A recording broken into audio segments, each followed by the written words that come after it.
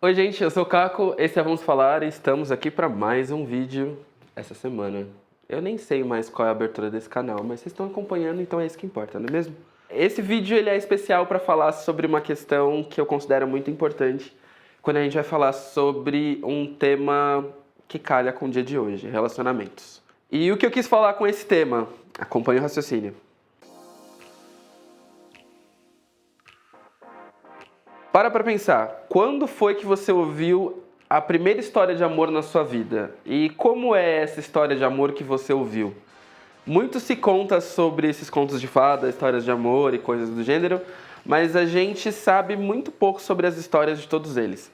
E isso se dá muito com a relação do que eu quero falar, que vai dialogar com o Dia dos Namorados, que é o dia de hoje. Quando a gente começa a entender essas histórias de amor, todas elas passam por situações muito fora do tradicional, elas têm uma abordagem muito complicada, muito dinâmica, que passa pela questão da idealização do amor romântico.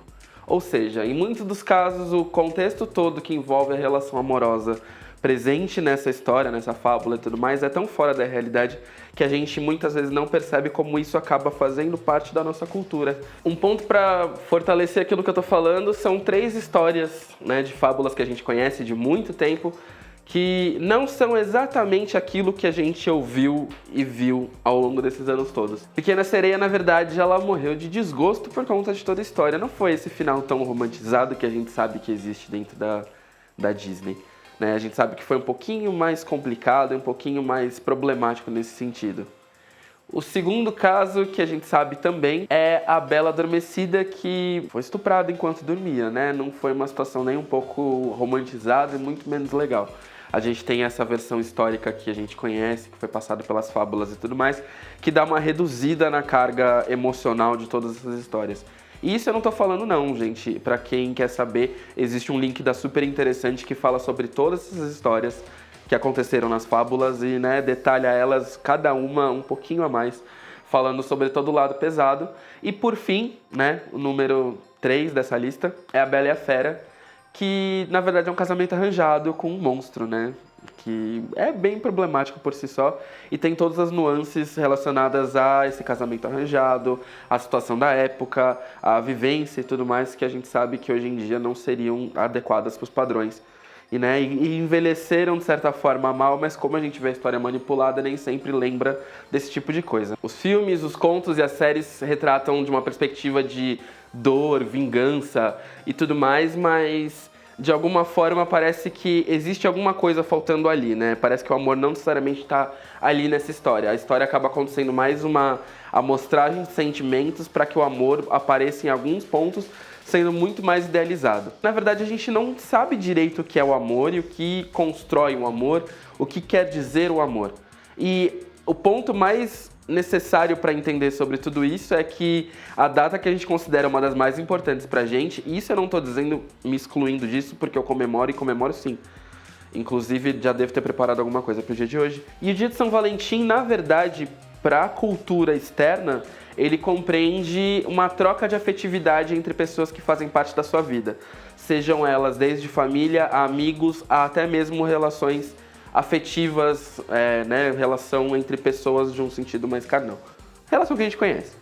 Toda essa relação ela é compreendida como necessária para celebrar o dia de São Valentim. Então, as coisas não ficam presas só à questão do namorado, namorada, parceiro e parceira, ou como quer que as pessoas queiram chamar. O que já muda muito quando a gente desce aqui pro Brasil. Você pode não saber, mas vai saber agora. O Dia dos Namorados aqui no Brasil, ele aconteceu graças ao João Dória, pai do Dória.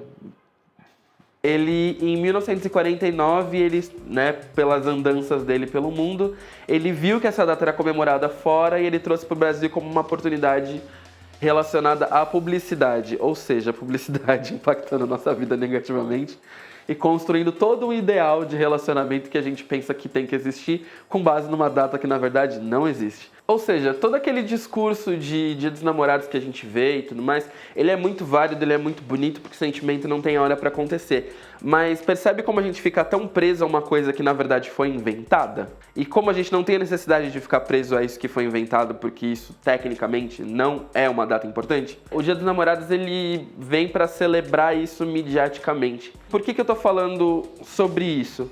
Pelas posturas que a gente vê relacionadas às pessoas no Dia dos Namorados. Ou a necessidade gritante de gritar pros quatro ventos, que eu acho que é bonito, mas há limites. Mas também do pessoal que fica contra e quer se mostrar contra o Dia dos Namorados, do tipo, não dê tanta importância pra negatividade quanto a data, porque a data, né, não significa tanta coisa assim. Quando a gente começa a desmembrar ela e entender o porquê que ela existiu e por que ela existe, você pode comemorar isso, né, de distribuir afetividade para as pessoas à sua volta em qualquer momento e não necessariamente só no Dia dos Namorados ou no dia de São Valentim, que é dia 14 de fevereiro. Se a gente está elaborando novos discursos sobre o que é ser quem nós somos, a gente tem que entender também que esses discursos têm que passar sobre o campo da afetividade. Um ponto importante para a gente pensar nesse Dia dos Namorados é como a gente começa a idealizar menos as relações, idealizar menos o que compõe um relacionamento e mais começa a viver isso em naturalidade e em totalidade. Por exemplo, não se prender tanto ao que a gente vê em série, em filme, em fábula, como eu estava citando todo esse exemplo prévio do vídeo, porque tudo isso é perene, é perecível, não faz tanto sentido assim, sabe? E isso, querendo ou não, modifica a nossa visão do que é amar. A gente não sabe o que é amar justamente porque a gente está preso a essas métricas que são espalhadas pela sociedade do que deve ser feito ou não, de como deve ser feito ou não. No fim das contas, a gente acaba seguindo tudo um moldezinho, sabe? Como se fosse uma maneira pré-moldada de se relacionar e entende que isso não funciona para todo mundo. Que justamente pelo fato da gente ser plural e ser diferente, não adianta a gente querer que todo mundo tenha a mesma referência, tenha a mesma visão, o mesmo cuidado, porque são pontos diferentes. Esses padrões inatingíveis de relacionamento que a gente vê em série, que a gente vê romantizado pela cultura pop e tudo mais, eles mostram pra gente que o amor acaba tomando uma face completamente diferente do que a gente está esperando. Até mesmo o desamor, porque hoje em dia virou moda a gente falar sobre o desamor. A dor do amor, ela vende, né? Desde músicas aí que a gente sabe que existem pautadas em dor do amor, sejam elas qual for, de Since You Been Gone da Kelly Clarkson, Hold Up da Beyoncé, como a demonstração de amor mais visceral de alguma forma. Tudo isso faz parte de uma demonstração de amor e é justamente sobre isso que a gente tem que entender. O amor, ele não está manifestado nessa coisa plástica e moldada que sabe? Tipo, não é só o coraçãozinho, não é só isso. Acho que o amor é você entender que existem espectros do sentimento que vão passar ao longo da sua relação com a pessoa. Eu não sou uma pessoa mais das indicadas para falar sobre relacionamento, porque, embora eu esteja em um muito longo, eu acho que o aprendizado nosso com relacionamento, ele vai se dando pelas pessoas com quem a gente se relaciona. Por isso que eu acho que quem passa por qualquer tipo de trauma ou relação e tudo mais, tem uma visão muito peculiar do que quer dizer o relacionamento.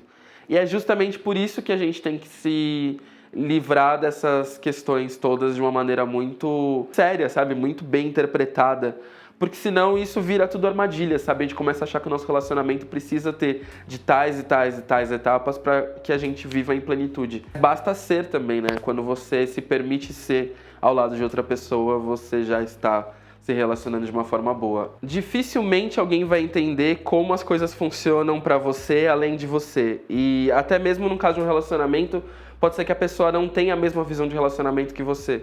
E muito se dá justamente pela maneira como a gente tem isso estereotipado. E falando isso do ponto de vista para quem não está se relacionando, eu acho que um ponto importante também para perceber isso é não idealizar tanto também esse processo de busca por uma pessoa. De achar que literalmente a qualquer esquina você vai encontrar o seu grande amor e ficar nessa coisa de, sabe, eu preciso me preparar para cada momento eu vou virar e vou encontrar uma pessoa da minha vida. Definitivamente não é assim. Partindo dessa definição, quando a gente fala de... Vamos pegar o termo certo até para não vir errado. Vinculação de alguma forma de ordem entre pessoas. Ligação, conexão ou vínculo. É muito importante que a gente busque que isso seja cada vez mais natural.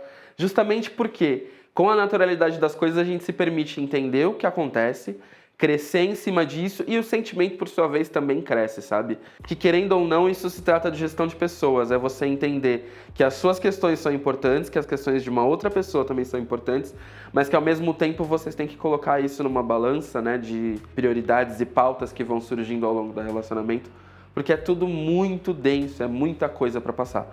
Não é tão simples e puro quanto acontece, mas também não é tão turbulento e nem tão idealizado quanto a gente imagina. Numa era de relacionamentos abusivos e relacionamentos complicados, é importante que a gente entenda isso, justamente porque esperar que o relacionamento seja de uma determinada forma acaba sendo motivo de frustração, motivo de desgosto, motivo de comparações bestas e até mesmo motivo de rompimento, se você não tem discernimento o suficiente para entender que as coisas podem ser diferentes. Eu tô falando isso, vai ter gente que vai achar, tipo, porra, tá falando, né, chovendo molhado, tá falando coisa pra leigos, mas tem quem ainda tem uma visão estereotipada do relacionamento sem perceber. É parte da nossa cultura.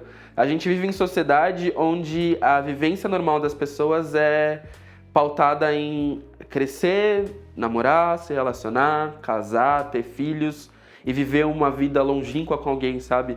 Quando a gente tem esse tipo de molde de sociedade sendo empurrado pra gente, é importante que a gente se pergunte como a gente está se relacionando com as outras pessoas, principalmente relações afetivas. Isso vale principalmente para a comunidade LGBT. A gente não tem que se relacionar com as pessoas de uma maneira heteronormativa, com vivências héteros, com base em pautas hétero. Por quê?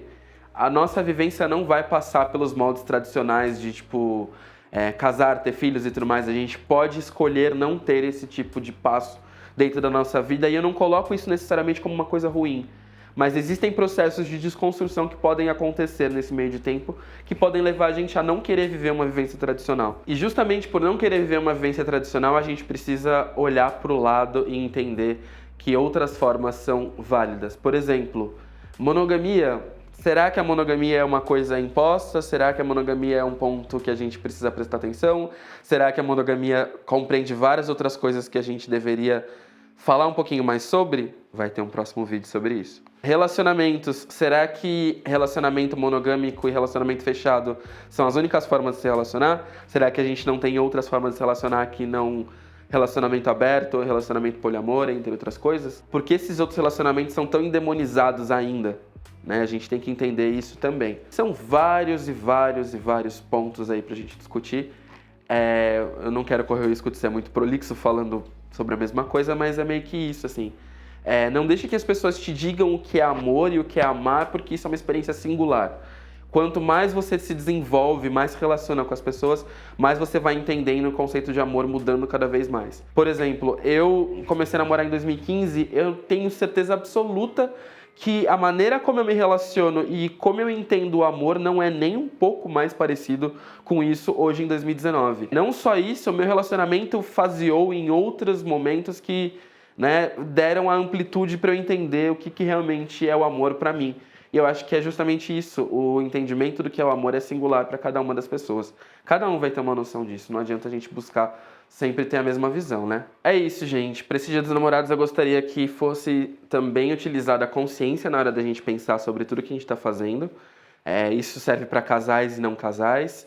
Para quem tá aí sofrendo na bad, parar para pensar sobre esses pontinhos que eu falei e tudo mais, para ver se você não tá sofrendo na bad por uma imposição social mais do que qualquer outra coisa. E para quem tá namorando, que o amor seja pleno, que o amor seja lindo, que o amor seja leve, mas que ele não seja pautado na visão do que os outros têm de relacionamento. Você não precisa fazer exatamente o que os outros estão fazendo, nem porque os outros estão fazendo. E presta atenção se o seu padrão de relationship goals, aquele casalzinho que você ama, presta atenção se na verdade você não está consumindo só uma visão do que você tem e não a visão real do que é esse casal ou representação de amor que você vê. Que na maioria das vezes a gente não tem a noção total do que significa esse relacionamento. É isso, eu já falei demais. Até semana que vem, gente.